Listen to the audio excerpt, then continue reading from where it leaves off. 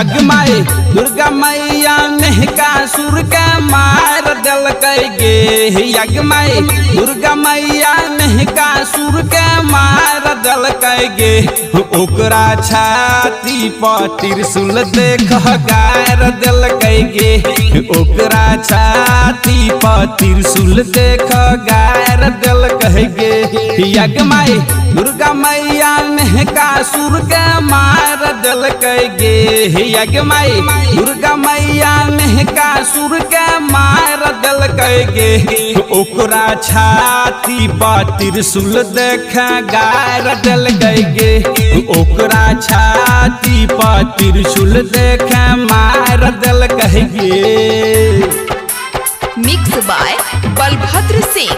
बलभद्र सिंह मैया रानी छे बारी हो प्यारी चुनरी ओढ़ी कहलागे छे सुनरी सुनरी सुनरी लागे छे सुनरी मैया छे बारी प्यारी हो करे सर के सवार। आप सुन रहे हैं राजीव रंगीला की आवाज में। सर के सवार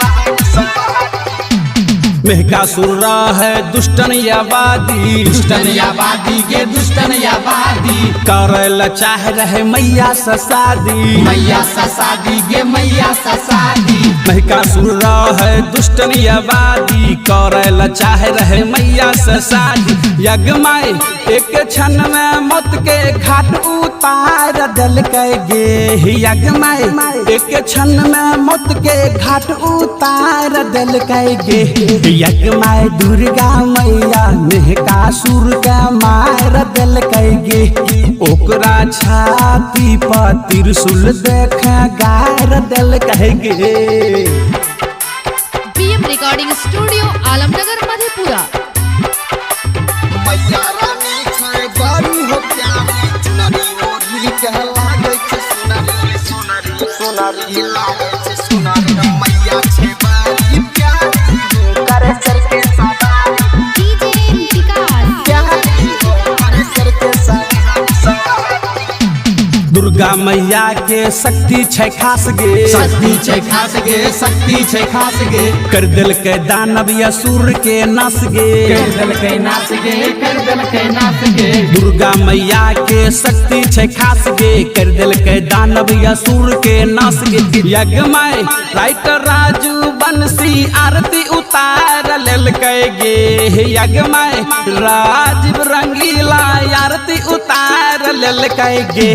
यज्ञ माई दुर्गा मैया नहकासुर के मार दिल गे।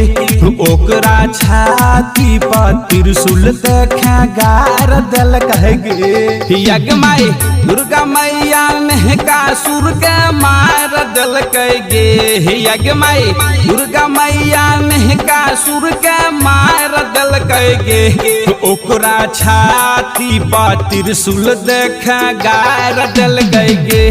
ओकरा छाती पर त्रिशूल देख मार दिल गे।